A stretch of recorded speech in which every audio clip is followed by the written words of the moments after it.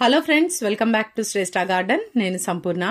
ఈ రోజు నేను మీకు మన దగ్గర ఇంట్లో ఎటువంటి కంపోస్ట్లు అంటే కనీసం వర్మి కంపోస్ట్ కూడా లేనప్పుడు మన గులాబీ మొక్కల్ని మనం ఎలా ఫీడ్ చేయొచ్చు మన ఇంట్లో ఉన్న వాటితో అనేది నేను మీకు ఈ రోజు వీడియోలో క్లియర్ గా చూపిస్తానండి. వీడియో స్కిప్ చేయకుండా చివరి వరకు చూస్తే ఎటువంటి ఇన్ఫర్మేషన్ కూడా మిస్ అవ్వకుండా ఉంటారు. ఎవరైనా ఛానల్ ని కొత్తగా చూస్తుంటే ప్లీజ్ సబ్స్క్రైబ్ చేసుకోండి. ప్రూనింగ్ చేసిన తర్వాత కొత్త కొత్త చిగుర్లు మొగ్గలు ఎంత బాగా వస్తున్నాయి చూడండి.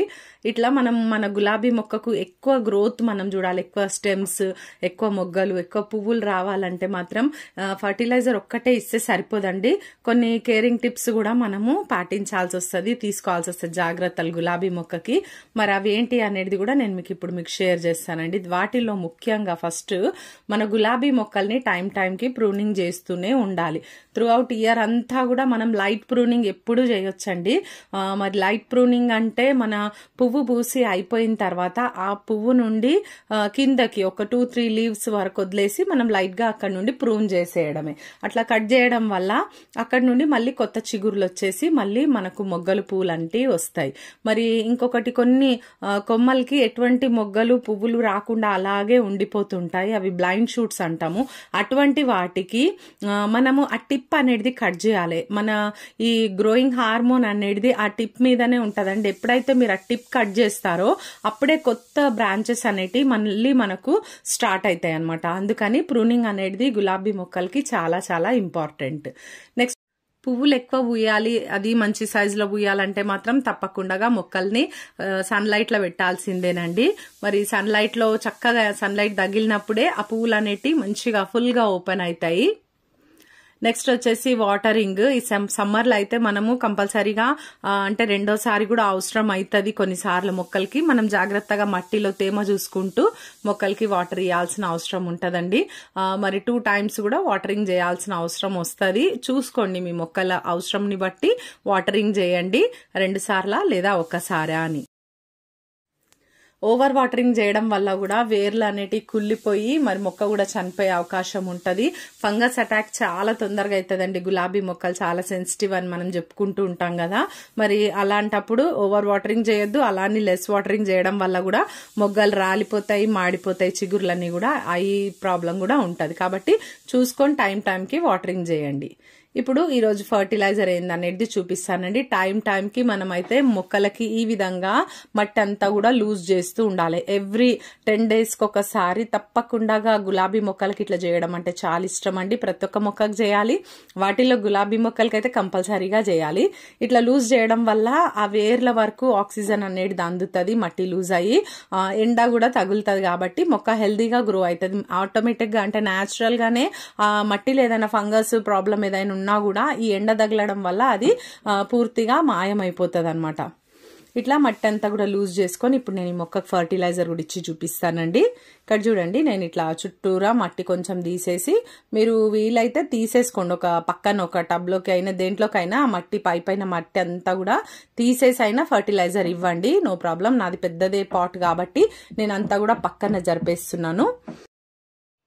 ఎలాంటి కంపోస్టులు ఎరువులు మన దగ్గర అందుబాటులో లేనప్పుడు గులాబీ మొక్కల్ని వీటితో ఫీడ్ చేయొచ్చండి. ఇవేంటి అంటే ఇది టీ పౌడర్ అండి, వాడిన టీ పౌడర్. మనం టీ చేసుకున్న తర్వాత మిగిలిపోయిన ఈ టీ పౌడర్ ని బాగా వాష్ చేసేసి కొంచెము నీళ్ళలో మరి చక్కగా ఎండకు పెట్టేస్తే, మరి నేను ఇట్లా స్టోర్ చేసి పెట్టుకుంటూ ఉంటాను వీటిని. మరి మంచి నైట్రోజన్ పని చేస్తుందండి. మనం వెర్మి కంపోస్ట్ లో మనకు నైట్రోజన్ మరి పుష్కలంగా అందుతుంది కదా మొక్కకి. ఈ టీ పౌడర్ వల్ల కూడా మరి రోజ్ ప్లాంట్స్ అయితే చక్కగా నైట్రోజన్ అందుతుంది. నెక్స్ట్, ఇక్కడ నేను బనానా పీల్స్ తీసుకున్నానండి. నా దగ్గర ఇప్పుడైతే ఒక 2 పీల్స్ మాత్రమే ఉన్నాయి. ఇప్పుడు నేను చూపించేటటువంటి ఇంత సైజ్ పాట్ కి అయితే మీరు ఇంకా 2 పీల్స్ కూడా వేసుకోవచ్చు.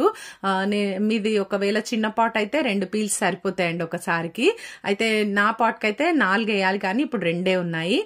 ఇక్కడ చూడండి, వాటిని డ్రై చేసి తీసుకున్నా. నెక్స్ట్ వచ్చేసి ఇది ఉల్లి పొట్టు అండి, ఉల్లిపాయ పొట్టు. ఓకేనా, ఉల్లిపాయ పొట్టు పైన పొర మాత్రం మాత్రమే లేయర్ ఇట్లా సన్నగా పేపర్ లాగా ఉంటది కదా, ఆ లేయర్ మాత్రమే నేను తీసుకుంటాను. దీన్ని కూడా మీరు కాస్త ఎండలో పెట్టేసేయండి. ఏదన్నా తడిదనం దాంట్లో ఉన్నా కూడా డ్రై అయిపోయి మరి చక్కగా అది మరి మంచి ఫర్టిలైజర్ లాగా మారుతుందండి.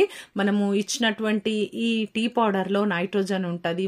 మనకి ఇంకా ఈ బనానా పీల్స్ లలో కూడా న్యాచురల్ గానే మనకు నైట్రోజన్ అండ్ పొటాషియం ఉంటది. ఇప్పుడు నెక్స్ట్ ఈ ఉల్లిపాయ పొట్టు వేసినాం కదా, మెగ్నీషియం, ఫాస్ఫరస్ ఇవన్నీ కూడా సమృద్ధిగా అందుతాయండి మొక్కకి.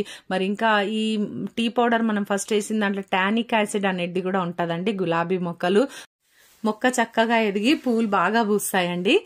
ఇక్కడ ఒక మగ్గు వాటర్ తీసుకొని దానిలోకి నేను ఒక స్పూన్ పసుపు వేస్తున్నాను. చూడండి, మన దగ్గర ఫర్టిలైజర్స్ లేనప్పుడు మనం ఈ విధంగా మన మొక్కలకి ఇస్తూ ఉండాలి తరచుగా. మరి మంచిగా మనం గార్డెనింగ్ ఈజీగా మన వంటింట్లో ఉండే వాటితోనే మనం చేసుకోవచ్చండి. ఈ విధంగా పసుపు అయితే మొక్కలకి యాంటీ ఫంగల్ గాను యాంటీసెప్టిక్ గాను కూడా మరి ఎంతగానో యూజ్ అవుతుంది. మట్టిలో ఉండేటటువంటి ఫంగస్ రిలేటెడ్ ప్రాబ్లమ్స్ ఏవి కూడా ఉండకుండా అన్ని కూడా మాయమైపోతాయి. చూడండి, ఈ గులాబీ మొక్కకి చక్కగా వాటరింగ్ చేసేది ఫర్టిలైజర్ ఇచ్చిన తర్వాత. ఏవైనా ఇట్లా బయటికి ఏదైనా కనిపిస్తే గనక మట్టితో కప్పేయండి. మనం గులాబీ మొక్క పైన ఎప్పుడైనా పైన వేయకుండా లోపల అంటే మట్టి లోపల ఉండేటట్టుగా వేస్తే మనం రోజు వాటరింగ్ చేస్తుంటాం కదా, అది తొందరగా ఫర్టిలైజర్ కింద మారిపోతుంది.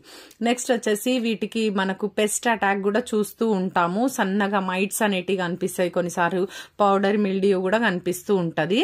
దీనికి నేను ఇక్కడ 1 లీటర్ వాటర్ కి 1 స్పూను వంట సోడా నేను తీసుకుంటున్నానండి. వంట సోడా, బేకింగ్ సోడా అంటాం కదా, అదే తినే సోడా కూడా అంటారు.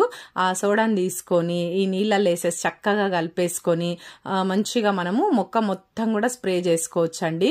మరి ఈ మనము ఎప్పుడైనా ఇలాంటి స్ప్రేలు ఏదైనా సరే అండి, ఈవెన్ నీమ్ ఆయిల్ కానీ ఏదైనా చేయాలనుకున్నప్పుడు మీరు ఎండ లేని టైం మాత్రమే స్ప్రే చేయండి.